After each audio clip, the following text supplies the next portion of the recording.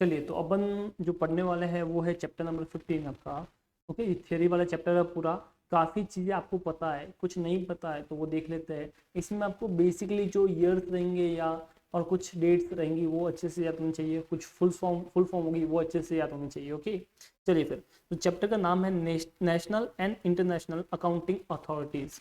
तो यहाँ पे हम अकाउंटिंग अथॉरिटीज़ की बात करेंगे जो कंट्रीज या वर्ल्ड वाइज, ठीक है, वो अपन देखने जा रहे हैं। तो मान लो इंडिया की बात करेंगे तो कौन सी अकाउंटिंग बॉडी होगी या कौन से ऐसे लोग होंगे जो अकाउंटिंग को देखते हैं, ठीक है, चाहे वो नेशनल हो चाहे इंटरनेशनल हो, उस चीज़ के बारे में बात करनी है।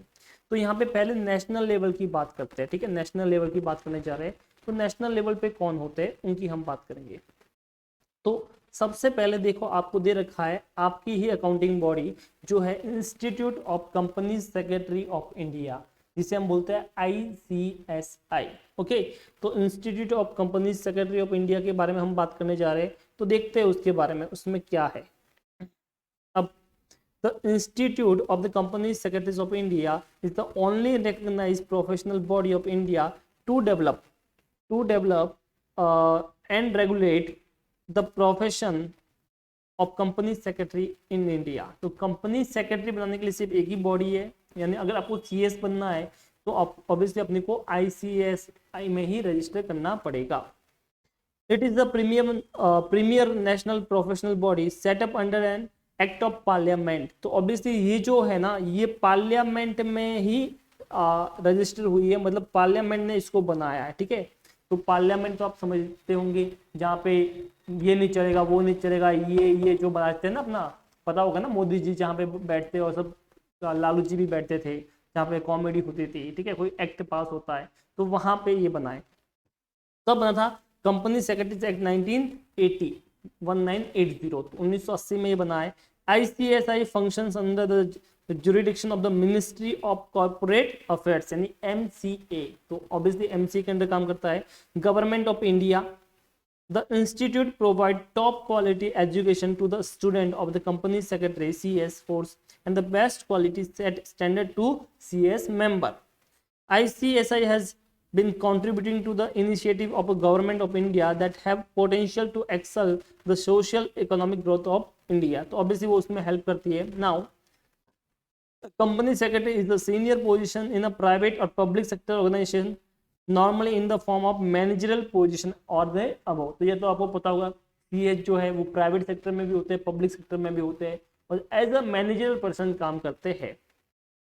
The company secretary is responsible for the efficient administration of a company, particularly with the regard to ensuring compliance with the statutory and regulatory requirement. तो ये सबसे इंपॉर्टेंट पॉइंट है। भैया काम क्या करती है वो CS, काम क्या करेगा? तो जो कंप्लायंस होते हैं कंपनी को फॉलो करने पड़ते हैं, चाहे पब्लिक हो या प्राइवेट हो, जिस भी कंपनी में आप बैठे हो उसके जो कंप्लायंस होंगे ना, कौन से स्टैट्यूटरी जो कंप्लायंस होंगे या रेगुलेटरी जो रिक्वायरमेंट होगी, उन सबको करना, बोर्ड में डिसीजन लेना, डायरेक्टर को हेल्प करना, ये सब चीजें जो है वो CS करेगा।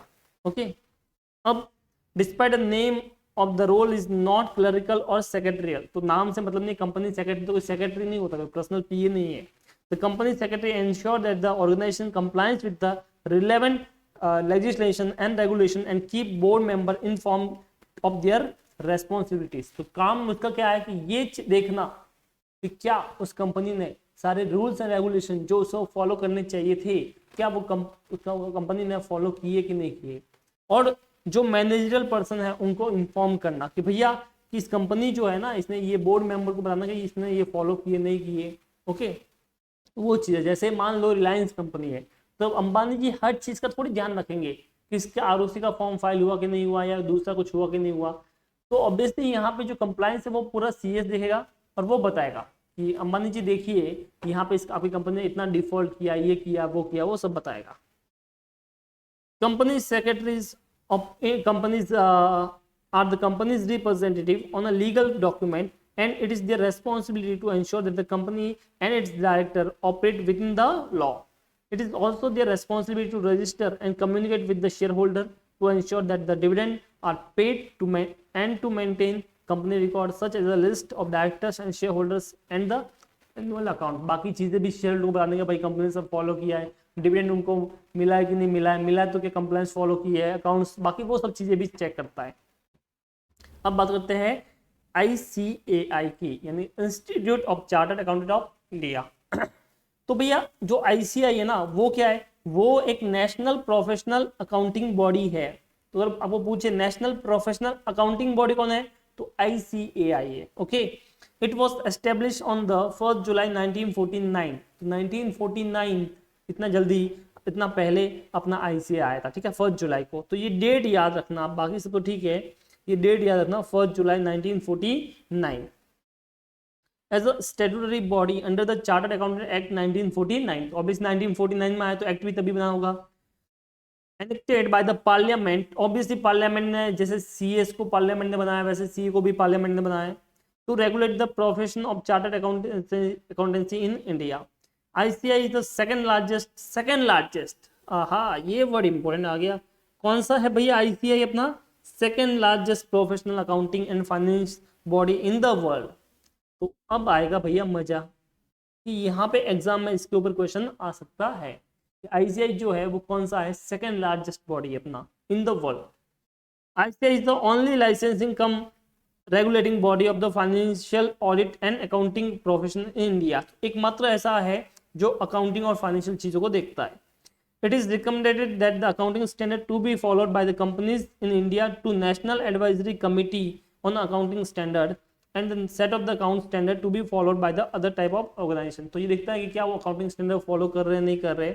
ICAI is solely responsible for the setting the standard on auditing। साथ में ऑडिटिंग के स्टैंडर्ड भी, मतलब ऑडिट जो होती है ना तो उसमें कौन कौन से स्टैंडर्ड, जैसे अकाउंटिंग में स्टैंडर्ड होता है इस तरह से करने का, वैसे ऑडिटिंग में भी होता है कि कैसे आपको ऑडिट करने की है, तो वो स्टैंडर्ड ICAI बनाता है।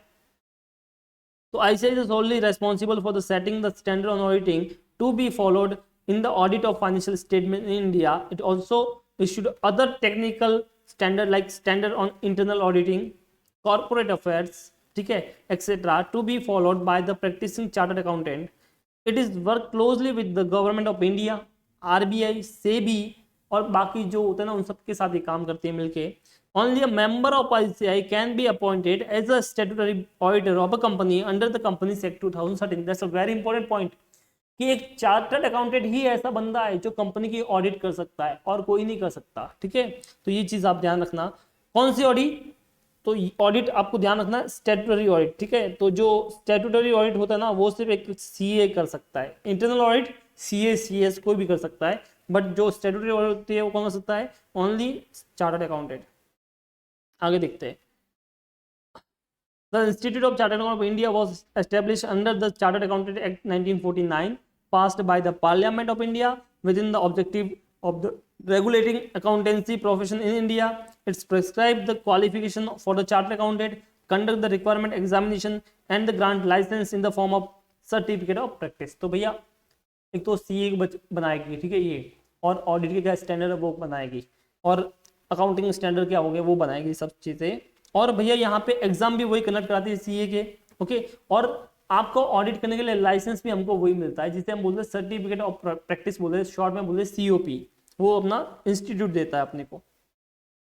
साथ में आगे देखिए और क्या बोला है, apart from the primary function it also had the various government agency like RBI, SEBI, MCA, CAG, IRD etcetera in policy formulation, तो उधर भी हेल्प करती है। ICAI actively engaged itself in aiding and advising economic policy for formulation। It also examines the various taxation law, rules, regulations, circulars, notification which may be enacted or issued by the government from time to time and send suitable memoranda containing suggestion for improvements in the respective legislation। तो ये सब चीज़ें ICAI करती है। तो यहाँ पे question तुम्हारे एग्जाम में 2-3 चीज़ें आ सकती है कि भैया ICAI जो स्टैट्यूटरी ऑडिट जो करता है वो कौन करेगा या किसके थ्रू होती है, तो ICAI के थ्रू, ओके। उसके बाद EAS कौन बनाएगा, accounting standard ICAI, standard auditing ऐसे कौन बनाएगा, ICAI। ICAI कौन सी बॉडी है, सेकंड लार्जेस्ट बॉडी, कब हुआ था, 1 जुलाई 1949। तो ये 5-6 क्वेश्चन जो आ सकते हैं। अब जैसे CA, जैसे CS, वैसे ICWA ये क्या होता है, cost accountant. Institute of cost accountant of India, the institute of cost accountant of India, ICAI, ICAI नहीं है बेटा, हाँ ठीक है, इसका नाम होता है ICWI, ठीक है, previously known as the institute of cost and work accountant of India, ICWI, okay. तो यहाँ पे ICAI तो आपका हाई है, मतलब शॉर्ट में ऐसा बोलते हैं, बट रियल में कौन है, ICWAI। तो अगर ऐसा आया आपको एग्जाम में कि ICWAI का नया फॉर्म क्या हुआ, तो ICAI बोलेंगे अपन, okay. That's the institute of cost accountant of India, is the premier statutory professional accounting body in India with the object of promoting, regulating and developing the profession of cost accounting। तो यहाँ पे ये किस का primary body है, cost accountancy का, ठीक है। तो अबाउट द कॉस्ट अकाउंट से पूछता है तो ये तुम्हारा होगा। ऑन 20th May 1959, तो यहाँ पे भी डेट कंसिडर करना पड़ेगा। The institute was established by the special act of parliament, सब पार्लियामेंट से ही आए, namely the cost and work accountant Act 1959 as a statutory professional body for the regulation of the profession of cost and management accountancy। तो ये किसके लिए था, cost and management accounting के लिए। It is the only licensing cum regulatory body of cost and management accountancy profession in India। तो obviously अपने accounting के लिए company secretary, CS के लिए company secretary है, के लिए CS है, वैसे accountancy के लिए CA है, और cost के लिए पूछेगा तो ये अपना cost accounting हो गया।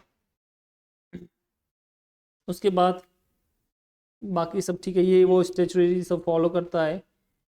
आगे देख लेते हैं अपन यहाँ पे, तो ये सब चीज़ें दे रखी है, तो ये आप आराम से पढ़ सकते हो। आई डोंट थिंक इसमें कुछ इतना कुछ करने को है। अच्छा, ये जो कॉस्ट अकाउंटेंट होते हैं वो क्या कर सकते हैं, इंटरनल ऑडिट कर सकते हैं, आंसर इज यस, ठीक है, वो इंटरनल ऑडिट भी कर सकते हैं। अब objective of the institute of cost accountant of India क्या है, ऑब्जेक्टिव वो आप दे सकते हो, to develop the cost and management accountancy function as the powerful tools of management control in all aspects of economics activities। तो ये सब चीजें, to promote and develop the adoption of the scientific method in cost and management accounting, कि भैया हम scientific way से आप accounting करेंगे, तो एक बेटर वे में करने के लिए ये जो ICAI जिसे अपन बोलते हैं, या पुराना नाम ICAWI जिसे अपन बोलते थे, वो यहाँ पे आया। तो इस तरह से ये सब चीज़ें दे रखी है, तो आप आराम से देख सकते हो कि इसमें ये कुछ है, तो इस पे ऊपर MCQ तो ऑब्वियसली बनने का चांस बहुत बहुत कम है। आप एक बार गो थ्रू कर लेना, और इसमें कुछ भी नहीं है। अब हमको बात करनी है इंटरनेशनल अथॉरिटीज़ की। तो सबसे पहले है IFRS foundation. The IFRS foundation is a not for profit international organisation. तो यहाँ पे ये नॉट फॉर प्रॉफिट है, तो ये चीज़ याद रखना कि ये जो है प्रॉफिट के लिए नहीं है, ठीक है। International organization obviously responsible for developing a single set of high quality global accounting standards known as the IFRS standard। तो अगर पूछा एग्जाम में IFRS स्टैंडर्ड कौन आता है, तो IFRS फाउंडेशन। तो ये चीज आप ध्यान रखना। The mission of the foundation is to develop standards that bring transparency, accountability and efficiency to financial market around the world। Their work serves the public interest by fostering trust, growth and long term financial stability in the global economic। तो ये सब चीज़ें जिसके लिए होता है। International organization responsible for the well-being the global economic support their work including the G20, the Financial Stability Board and the World Bank। तो obviously ये सब उनको सपोर्ट करता है, जो बड़े बड़े ऑर्गेनाइजेशन, जो भी नाम आपको याद आता है, उन सब में क्या करता है, रेस्पॉन्सिबल होता है, किस तरह से सपोर्ट किया जाए, कैसे उनको इकोनॉमी को ग्रोथ किया जाएगा, ठीक है, वो सब यहाँ पे आता है आपका। अब आगे देखिए, IFRS standard are now required in more than 125 jurisdictions with the many other permitting their use। तो 125 jurisdictions में IFRS अभी चल रहा है। IFRS foundation 3 tyre structure. तो यहाँ पे 3 टायर का आपका स्ट्रक्चर है उसका। The IFRS foundation has a 3 tier governance structure based on an independent standard setting board of expert. तो इंटरनेशनल अकाउंटिंग स्टैंडर्ड बोर्ड, तो ये नाम याद रखना, IASB का full form, international accounting standard board. Govern and overseeing by trustee from the around the world. IFRS foundation trustee जिसे बोलते हैं, whose turn are accountable in the monitoring board of public authorities. IFRS foundation monitoring board, तो ये नाम आपको याद करना है सब, ठीक है। The IFRS advisory council provide advise the council to the trustee and the board while the board also consult extensively with the range of other standing advisory bodies and the consultative groups. Trustees of the IFRS Foundation, trustee के बारे में बताया गया कि भैया उसके trustee कौन होते हैं, क्या होते हैं. The trustees are the responsible for the governance and oversight of the International Accounting Standard Board. ठीक है, तो जो बंदे जो रेस्पॉन्सिबल होंगे गवर्नेंस करने को और ओवरसाइट करने को of the international accounting standard, उसे क्या बोलते हैं, IFRS foundation trustee. The trustee are not involved in any technical matter relating to the IFRS standards. This responsibility resides solely with the board. ठीक है, तो ऑब्वियसली यहाँ पे कोई टेक्निकल मैटर पे वो नहीं बोल सकते ट्रस्टी, वो तो जो उनका बोर्ड होगा वही बोल सकता है. The trustee are accountable to the monitoring board. वो सिर्फ बोर्ड को देखने के लिए है. A body of publicly accountable market authorities. तो ये सब चीजें बोल रखी है. तो हम सीधे यहाँ पे आ सकते हैं कि सबसे पहले IFRS के फाउंडेशन के चेयरमैन किसको अपॉइंट किया गया था, तो माइकल पैराडास जो थे उनको अपॉइंट किया गया था. तो ये नाम याद रखना.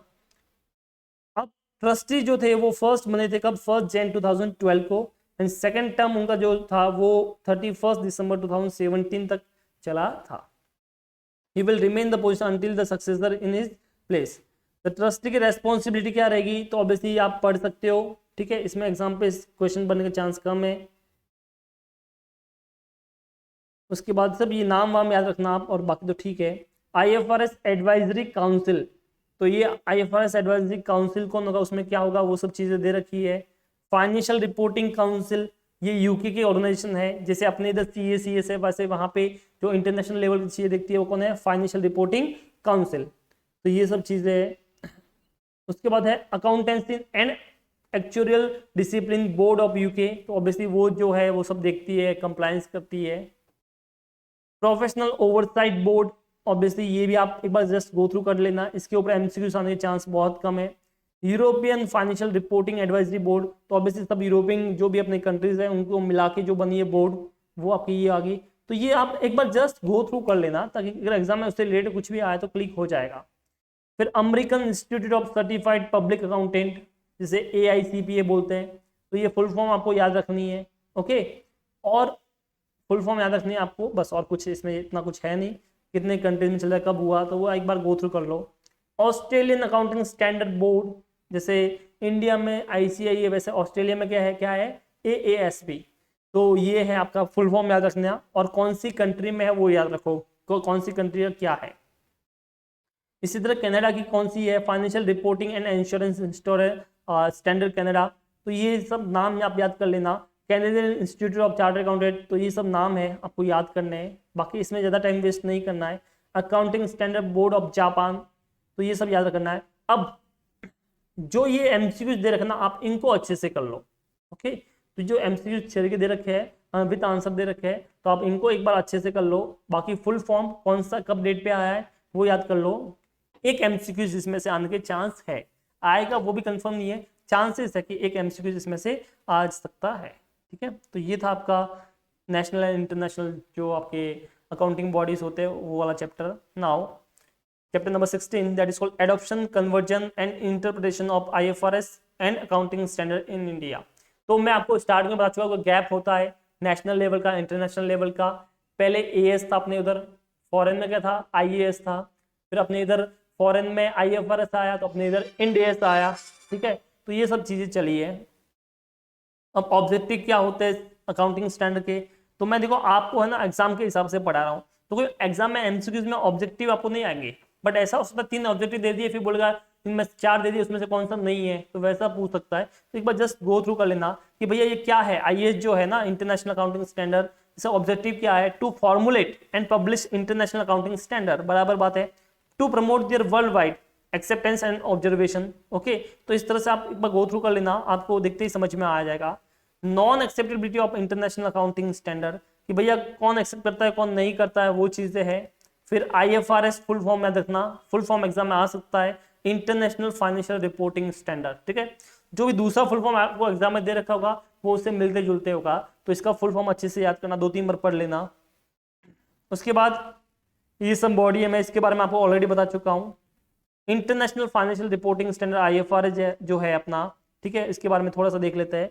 IFRS refer to the entire body of IASB pronouncement including the standard and interpretation approved by the International Accounting Standard Board and IAS and the SIC interpretation approval by the Presider International Accounting Standard Committee। तो वो same है, मैंने बोला था IAS का क्या है, updated version है IFRS। तो टोटल कितना IFRS आए?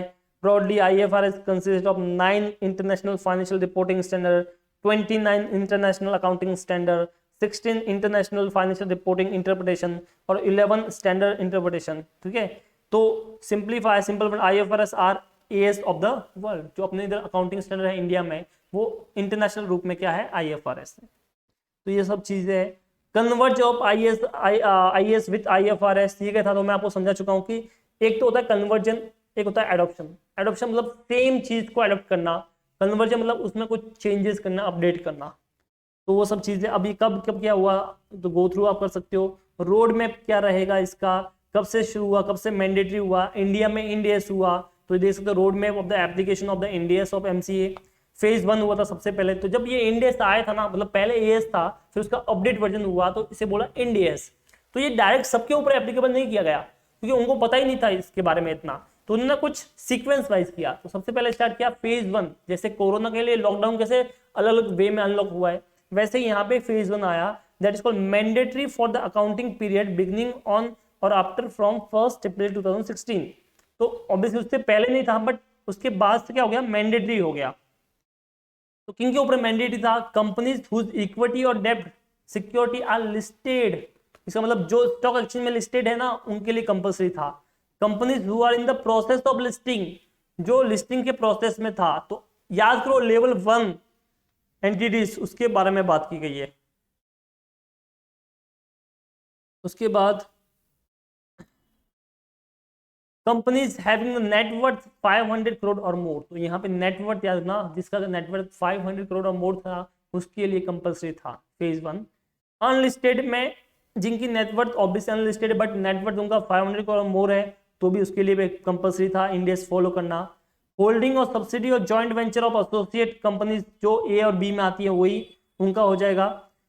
Comparative information required for the period ending 31 March 2016 and thereafter, तो कंपैरिजन भी होना चाहिए। अगर आप एक बार फेज 1 में आ गए तो नेक्स्ट टाइम भी आपको उसमें आना पड़ेगा। Mandatory for accounting period beginning on 1 अप्रैल 2017। उसके बाद 17 नेक्स्ट ईयर से किसके लिए हो गया, तो ऑब्वियसली जो लास्ट टाइम थे वो तो है ही लिस्टेड वाले। अब जो अनलिस्टेड थे उनका कितना कर लिया, अनलिस्टेड कंपनी का नेटवर्क 250 करोड़ से ज्यादा था और 500 करोड़ से कम था, उनको बोला तुमको 16 में नहीं, तुमको 17 से करना कंपलसरी है। ओके, अब एडवांटेज क्या होते हैं, तो ये तो मैं ऑलरेडी आपको बता चुका हूँ, कंपैरिजन करना ये सब होता है। अब गैप और IFRS के डिफरेंस दे रखे आप, तो ये आप देख सकते हो क्या डिफरेंस है। ठीक है, तो एक बार जस्ट गो थ्रू कर लो। आपको जो मेन फोकस करना है वो करना है MCQs पे, तो ये MCQs को 10 से 12 बार पढ़ लीजिए, तो आपको एग्जाम में फट से पता चल जाएगा कि इसका क्या है। ओके, उसको किसी का लिंक भी कर सकते हो। तो जस्ट ये जो MCQs है आपको दे रखे हैं, इनको आप एक बार क्या करो, गो थ्रू कर लीजिए, ताकि ये MCQs याद कर लो, रट्टा मार दो, बस सिंपल वर्ड में बोल रहा हूँ, रट्टा मार दो MCQs को। ठीक है, तो इसमें ज्यादा टाइम तुमको देना नहीं है बेटा, तुमको जो ज्यादा मेन फोकस करना है ना, वो दूसरी चीजों पे करने का है। ओके, ये जो थियरी वाला पार्ट है, इसमें सिर्फ तुमको पूरे 3 लास्ट वाले जो थियरी चैप्टर है, 2 MCQs मिलेंगे मैक्सिमम, 2 या 3। ठीक है, और उसमें भी हाई चांसेस है कि कोई ईयर का क्वेश्चन आएगा, कोई फुल फॉर्म होगा, वैसा आने के चांस है। तो आपको बाकी सब MCQs को एक बार जस्ट करना है, जब भी टाइम मिले दिन का कुछ 2-2 3-3 पेज थियरी पढ़ते रहिए। ये MCQ ये जो चैप्टर है इनका साथ में मत बैठना, वरना कंफ्यूज हो जाओगे, पक जाओगे।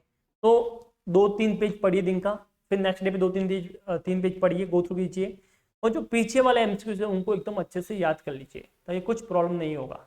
ओके, बाकी जो तुमको दूसरी चीज़ों पे मेन फोकस करना है, जैसे कैश फ्लो हो गया, कंसोलिडेटेड फाइनेंशियल स्टेटमेंट हो गया, ओके, अकाउंटिंग स्टैंडर्ड के नाम हो गए, वो सब चीज़ों पे आप क्या कीजिए, अपना फोकस मेन कीजिए। साथ में जो दर्शन का पार्ट है वो भी काफ़ी इंपॉर्टेंट है, जिसमें आपका शेयर का फोर फीचर होगा, रीइश्यू होगा, तो उसके ऊपर ज़्यादा MCQs आते हैं। ठीक है, अंडर राइटिंग हो गया, तो एक दो उनसे मिलते हैं अपने को, बाय बैक हो गया, रिडम्पशन हो गया, वैसी चीज़ है। तो उन चीज़ों पे मेन फोकस कीजिए, साथ में उन्हीं चैप्टर की जो थियरीज है ना, उसको अच्छे से कीजिए। इस वाली जो थियरी लास्ट के 3 चैप्टर है, उसमें आपको मैक्सिमम 2 या 3 क्वेश्चन मिलेंगे मैक्सिमम। ओके। और उसमें मैंने बोल दिया या तो फुल फॉर्म के, या ईयर कब एस्टेब्लिश हुआ, या ऐसे बोल दिया कि अकाउंटिंग के लिए कौन सा बोर्ड है, तो अपना ICAI है। कंपनी सेक्रेटरी के मतलब लॉ और रेगुलेशन लिखने के लिए ICSI है। वैसे ही कॉस्ट के लिए लिखने के लिए ICWAI है। तो उस चीज़ों पे पूछ सकते हैं। ओके गाइस, तो ये था आपका थियोरी के चैप्टर। आई थिंक आप पढ़ लोगे, जस्ट गो थ्रू करना है और कुछ नहीं करना है। इसमें कुछ इतना बताने को है ही नहीं कि मैं बताऊँ, फिर भी आपका रिक्वेस्ट था तो मैंने बोला ठीक है चलो एक बार जस्ट गो थ्रू तुमको इसके करा लेता हूँ। चलिए फिर, तो टाटा बाय बाय।